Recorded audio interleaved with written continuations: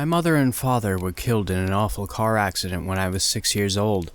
Since then, I have been raised by my aunt and uncle in Texas along with my older cousins.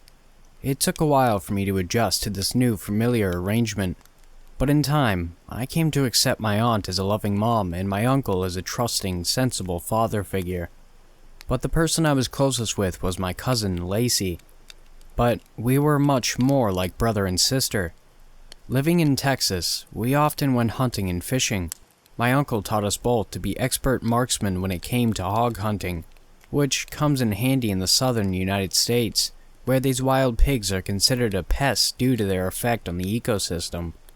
By the time I was 13, I had become a terrific shooter. My uncle sometimes joked that I would become a police sniper. But over time, my cousin and I both developed an interest in computers. This was in the late 90s and early 2000s when the internet was a much newer phenomenon, and the idea of an information superhighway was very fascinating to both of us. Lucy is 2 years older than me and thus graduated sooner. She was accepted into the University of Texas with a scholarship in computer sciences. As for me, my initial enthusiasm for computers has waned into casual interest, and I chose instead to focus more on sports journalism. In the summer of 2006, I had finished my sophomore year of college at USC, and Lacey had been spending the past 2 years working for a technical firm in Houston. It was my summer break, and I hadn't seen her in a while, so I flew into town to visit her for a few days. After spending a few hours catching up with each other, she brought up a subject that has since come to haunt me, something she referred to as the dark web. One of her coworkers had bragged about spending time there, claiming to have purchased drugs from there on numerous occasions, and also watching some hardcore videos that cannot be found anywhere on the regular internet. Lacey learned that this part of the web could only be accessed if you were a really good hacker. This predated Tor software by several years. Apparently, hacking had become a hobby of hers and she was interested in checking it out. I figured, what the hell, right? What could possibly be so bad about this dark web? Well, plenty, as it would turn out. As we went browsing through this part of the internet, we both lost count of how many videos they were showing animal torture.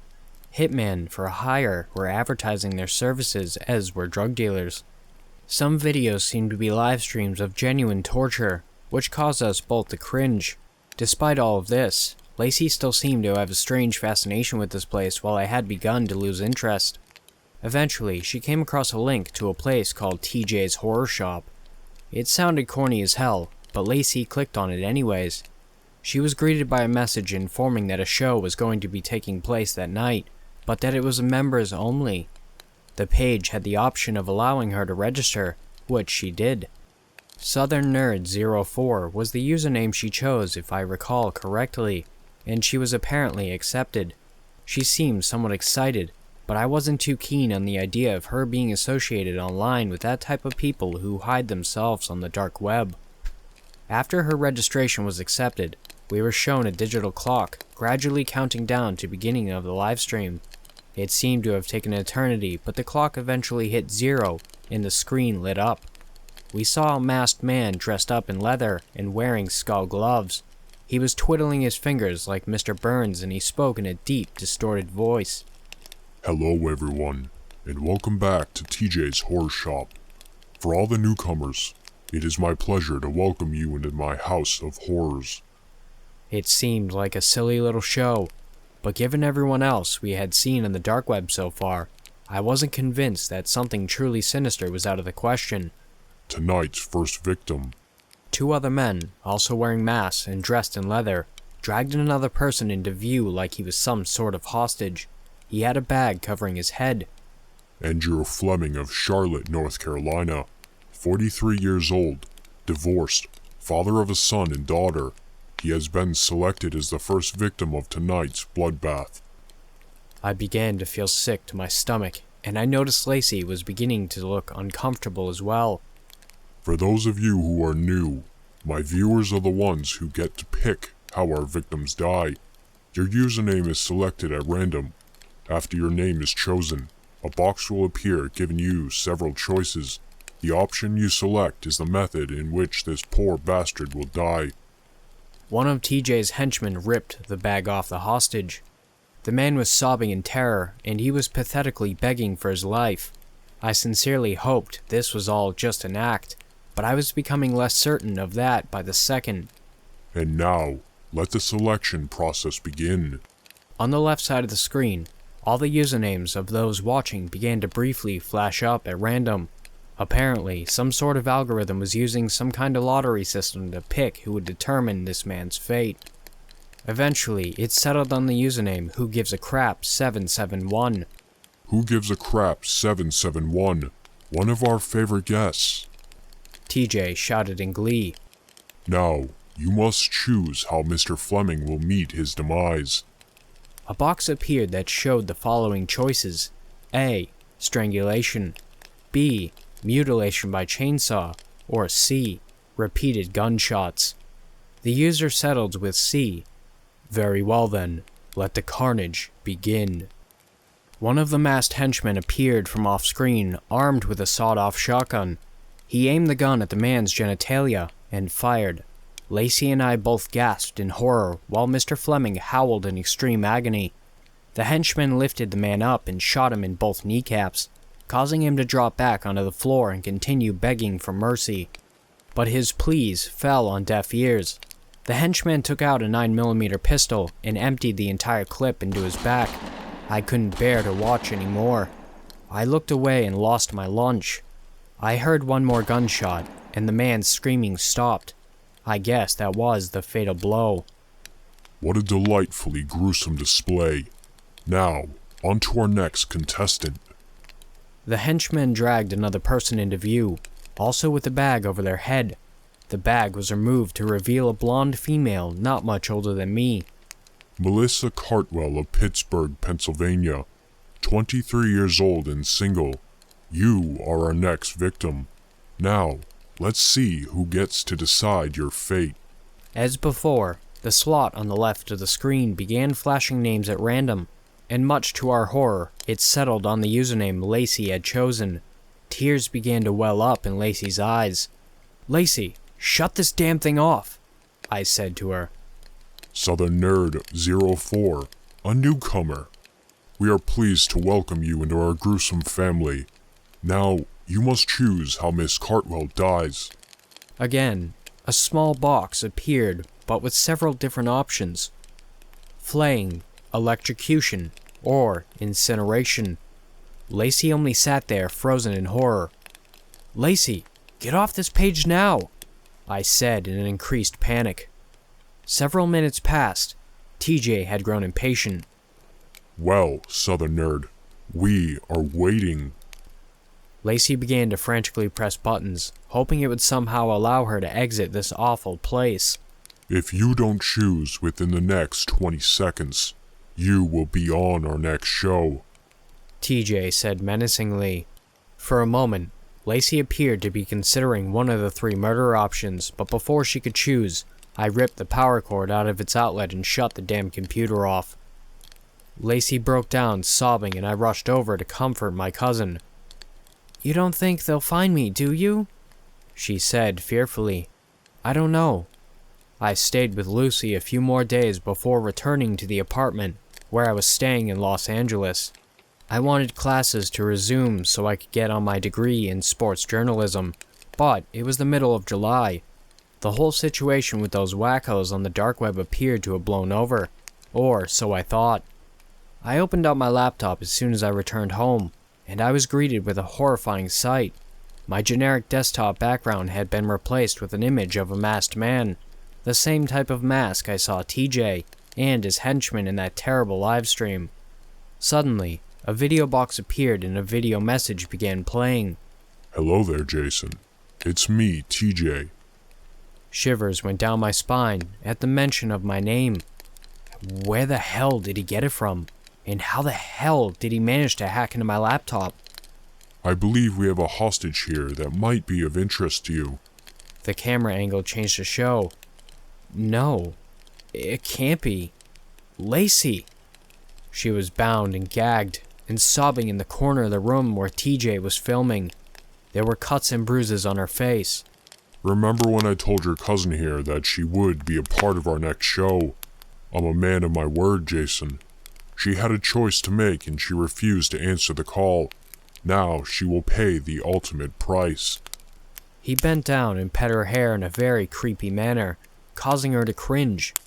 Or will she? I sat there, motionless, waiting for what he would say next. I've decided to make things a little more interesting for our next show. Your cousin will have a chance to survive, if, and only if, you eliminate this man. A photograph of a middle-aged man appeared on my screen. Raymond Marshall, 53 years old, of Los Angeles, California. No particular reason why I chose this random person, except for the fact that he happens to live near you.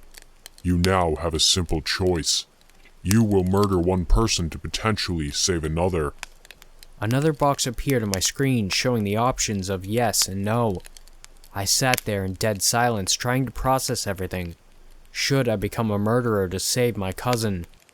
I sat there staring at the box, asking if I would accept taking on the task of killing this man whom I've never even met. 20 seconds, Jason. Tick, tock. Tick, tock. I heard TJ taunting. Not much time to consider things. A very awful predicament to be in.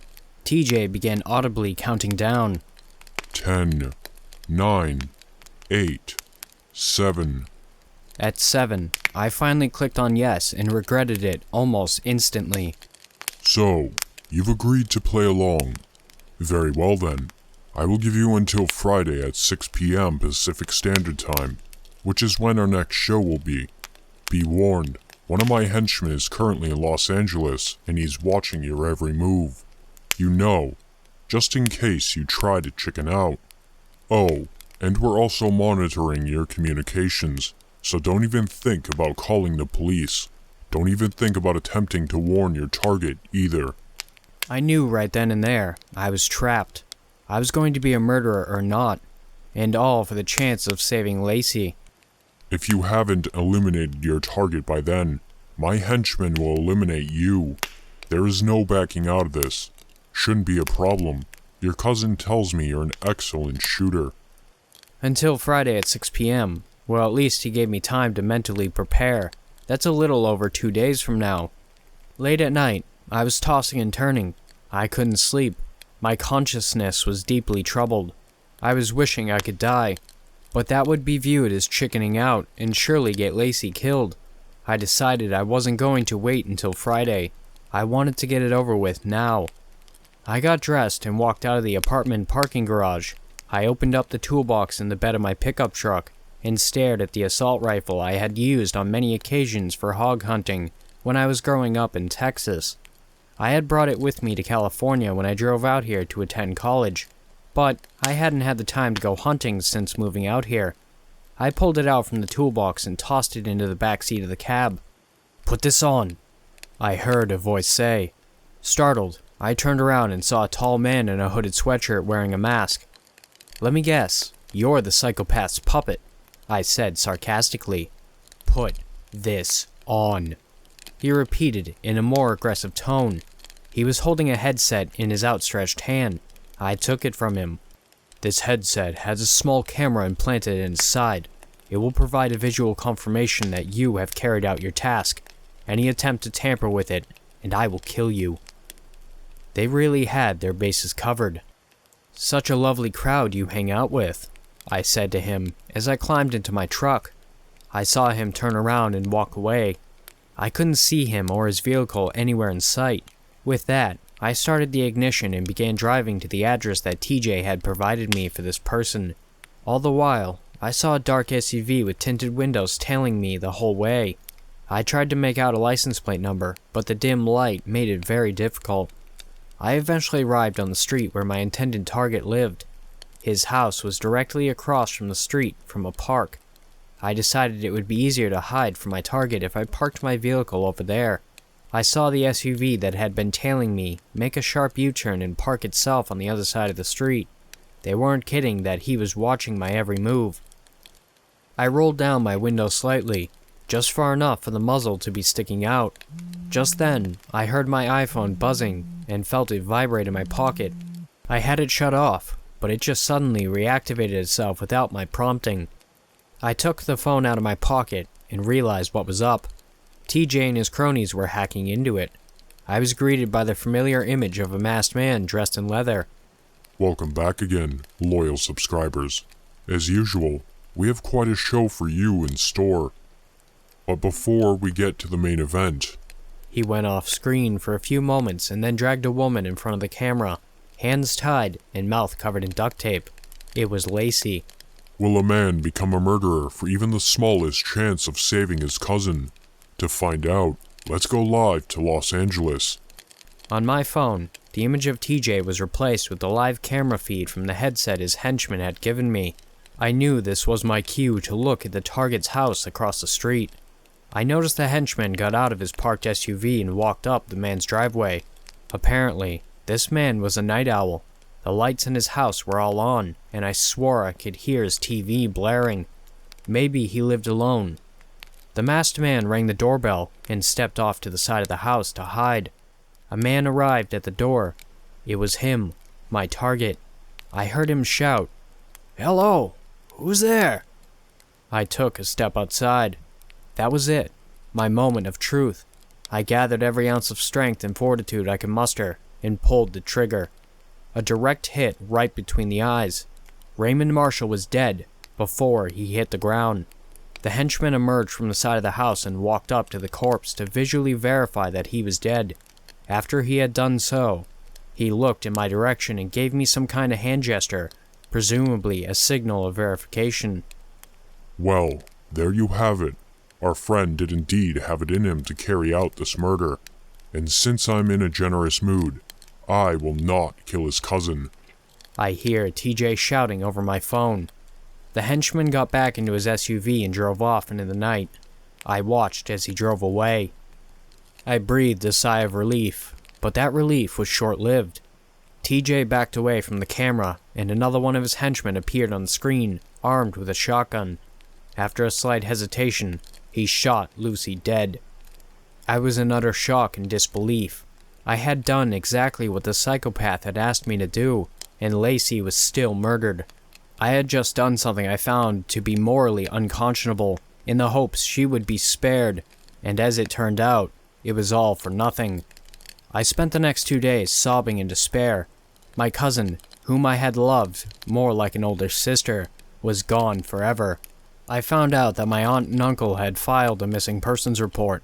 They had tried to contact her several days ago, but couldn't get a hold of her. I feigned ignorance about what had happened because I just couldn't bring myself to tell them. I sat alone in my room back at my apartment, pondering what to do next. Those men had to be punished. But one doesn't maintain a murder show on the dark web without being masterful at covering their tracks. But even the most careful criminals slip up eventually. Then, I remembered something. The headset I had worn that night. The one with the camera installed. Could it possibly still have footage on it? Perhaps not, but I decided it was worth a shot. I didn't really have any other options, but I remembered the basic hacking tricks Lacey had taught me. I put the headset next to my laptop and went to work. It was a pain in the neck, but I was finally able to hack into the headset's camera. I expected to see nothing but a blank screen, but much to my surprise, I discovered a memory file in the camera. I clicked the file, and yes, footage from the murder. They had slipped up and forgotten to delete the memory. But that was only the starting point. I needed something else to go on. The henchman had kept his mask on the whole time, making it damn near impossible to identify him. The video reached the point where the henchman drove off and I noticed something. There was a short moment where the vehicle passed under a bright street lamp before disappearing into the darkness. I saw a license plate, but the image was a little blurry. I hacked in a little more to see if I could clear up the resolution. It worked, and I got a clear look. It was a Nevada license plate. Yes, I was one step closer. Now to type that license plate number into the database. The vehicle was registered to a man named Zachary Parker in Reno, Nevada, about a 7-hour drive from Los Angeles. I was also able to acquire his address, and I knew I was now on the trail of my cousin's killers. You're going down, TJ. I'll make sure of that, even if it kills me. I packed some food, some rope, and duct tape, as well as a handgun and a hunting knife that I had also brought with me when I drove out to California 2 years ago. I ended up purchasing a taser gun and pepper spray, just in case. Also, I brought a tape recorder just in case I might need it. I told my roommates that I was taking a short trip and would be back in a few days, but truthfully, I had no idea if I would be coming back at all. These were some bad characters that I was dealing with. I departed Los Angeles at approximately 1 p.m., but extreme traffic issues added another hour to my trip. I arrived in Reno at around 10 o'clock at night. It took me a while to find the address because I wasn't exactly familiar with the area, but eventually, I arrived on a quiet street in a nice-looking neighborhood. It was a medium-sized single-story house, similar in appearance to the one I had grown up in Texas. And there it was, in the driveway, the black Toyota 4Runner with the same license plate number.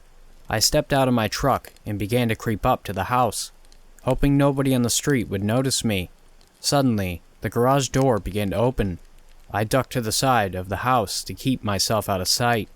I saw a man step out from the garage entrance, get into the SUV and start it up, but he wasn't going anywhere. He simply moved the vehicle into the garage before shutting it off, and I heard a vehicle door opening and shutting once more. I took my chance. I bolted from my hiding spot and snuck into the garage, using the SUV to hide behind. The man didn't even notice. He reclosed the garage door, shut off the light, and walked back into the house. I stayed inside the garage for about half an hour, believing he might be going to bed soon since it was late at night. Eventually, I made it to the door leading to the garage and opened it as quietly as I could. I had entered the laundry room, and there was another door. I opened that one and saw a dark hallway. At the end of the hallway was a bedroom with its door partially opened and the light on. I heard what sounded like gargling. He was in fact getting ready for bed. I slowly crept down the dark hallway, careful not to make a sound. I quietly set down the duffel bag I had brought with me and pulled out the taser I had purchased the day before. I heard the creaking noise of the man sitting down on the edge of his bed. That's when I made my move. I burst through the door and shot the man with the taser. I made sure he was electrocuted for a good long time. I wanted him to suffer and also to ensure he wouldn't be able to resist while I bound him to a chair in the corner of the bedroom. He was bigger than me after all. Some time had passed, and he had regained his composure. He looked straight up at me and gasped in shock. What the hell are you doing here? How in God's name did you find me? You got sloppy, I said dryly before smiling devilishly. Bet you never thought I'd find you, huh? He just glared at me contemptuously. Start talking. Names and locations, dirtbag. I ain't telling you anything, he said defiantly. Fine, I got plenty of time. In the meantime, we'll just see how much you can take. See how tough you really are. He gulped nervously. We can do this the easy way or the hard way, Zachary. Names. Screw you, he shouted. I pulled out my handgun and shot him twice in his left leg. He screamed loudly, and I couldn't help but gain a great deal of satisfaction of watching him in agony. Not so tough when your victims fight back, are you? Now start talking. Go to hell. Perhaps I will, but I'm going to drag you down there with me. I then pulled out the can of pepper spray and blasted him squarely in the face, which led to more screaming. I made sure he got a large dosage. His eyes watered like a faucet and mucus began dripping out of his nose. Talk! You're getting nothing from me. All right then, I guess I need to up the ante. I then pulled out the hunting knife. Let's see, your fingers? Your toes or your gonads? He stared at me silently. I'll settle with gonads. I moved in closer and began to press a knife against the man's crotch. All right, I'll talk. I pulled back and smiled with satisfaction. That's more like it. He spilled the beans on the names and addresses on every one of his coworkers. He even gave me the address of the abandoned warehouse where they hold their live streams. He said they were planning to have another show tomorrow night. As much as I hated this man, I didn't actually want to kill him. I would have preferred these men be kept alive to suffer in prison forever, but I couldn't take the chance that he might try to warn his buddies that I got on their trail. I pressed the handgun against his temple and was about to pull the trigger. Then I heard a whimper, but it wasn't coming from Zachary. It came from down the hallway. "What the hell is that?" I said, stepping back from Zachary. "It's nothing. There's nothing there." But I was already out of Zachary's bedroom. I heard the whimpering noise coming from another room in the hallway. I opened the door and was heartbroken at what I saw. In the corner of an empty bedroom lay 2 children, a boy and a girl, tied up and gagged. They couldn't have been any older than 8 or 9 years old. I dialed the police to report a kidnapping, then departed Zachary's house unnoticed. With an arrest and detainment, he wasn't going to be able to warn those bastards. I spent the better part of the next day stalking out the abandoned warehouse Zachary had told me about.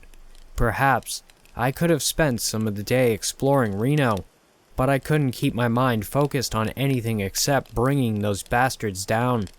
Eventually, the sun started to go down, and I decided to make my move on the warehouse, whether TJ and his buddies had arrived or not. I took the back entrance in hopes that I would not draw attention to myself. I had my sniper rifle, hunting knife, a flashlight, and taser with me.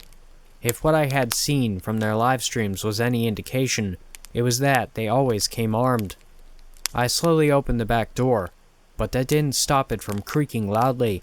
I tried to maintain my bravado, but that damned creaking noise made me fear I had alerted them to my presence. I decided to press forward despite my fears, my sniper rifle pointing in front of me at all times. The factory was very dim and quiet. Every little noise I heard made me nervous as hell, but I wasn't going to turn back now. I had simply come too far down the tracks to abort. There was a musty smell in the air, but it soon gave way to the smell of death. I recognized it instantly. Spend as much time hog hunting as I have, and you know what the dead bodies smell like. I traced the stench to a door at the end of the hallway. I opened the door and shined my flashlight into the dark room. Sweeping the beam across, I saw some freshly dead bodies, some of whom were children. I shone the light to the other side and saw 3 people bound and gagged in the corner, 1 man and 2 women. Using my hunting knife, I cut the ropes binding them. Are you a cop?" the male captive asked. "No, I'm just here to help," I replied. I pointed at the corpses in the room. "What's that?" "Last night's victim. They haven't gotten around to burying them yet. They're running some kind of internet horror show in this place," said one of the female captives. "And we were next in line," said the other female captive. "Not anymore," I replied. "Go, get the police and bring them back here. We're shutting them down for good." "You sure you'll be alright?" asked the male captive. "I'll be fine. These people aren't as tough as they think they are. Now go." All 3 of them scattered out of there as fast as they could. I was left alone to wait for TJ and his cronies. Eventually, I reached the main area of the factory. It was mostly empty except for a few desks, a computer with a webcam, and some extension cords. I noticed a ladder leading up to the catwalk above. I decided that would be a good place to hide while I continued to wait for their arrival. As it turned out, the wait wouldn't be very long. Less than 10 minutes had passed before I saw 4 men entering the building through an entrance in the front. They weren't wearing their masks. The man up front was tall, lean, and had blonde hair. "Where the hell is Zachary? Have you been able to get a hold of him yet?" the blonde-haired man shouted in frustration. I presumed this man to be TJ. "I've been trying to get a hold of him all day, but what? I drove by his house this morning. It was crawling with cops. I guess one of his neighbors knew about those kidnapped children." The blonde man sighed in frustration. "Fine. We'll just have to do it without him then. He was always a little careless. I should have known bringing him on board was a mistake." "Oh, if you only knew, TJ," I quietly whispered to myself. TJ approached the desk with the computer and turned it on. "Bring out those 3 hostages. We'll begin tonight's show within the next half hour." "You got it, boss." one of the other men said as he disappeared down the hallway. I readied my sniper rifle from my perch on the catwalk. The moment of confrontation was arriving. TJ fiddled around on the computer for a minute when we suddenly heard a loud scream. "The hell was that?" TJ said. The henchman reappeared, looking frantic and sweating profusely. "Our hostages! They're gone!" "What do you mean they're gone?" TJ asked incredulously. "They're gone! The door to the storage room is wide open. I walked in and they weren't there. The rope we had used to bind them had been cut." I saw TJ facepalming. "How the hell did... Never mind. We gotta get out of here. If those people somehow escaped, we can expect the cops to be here soon." I wasn't going to give them that chance. I aimed the sniper rifle at the frantic henchman's kneecap and fired.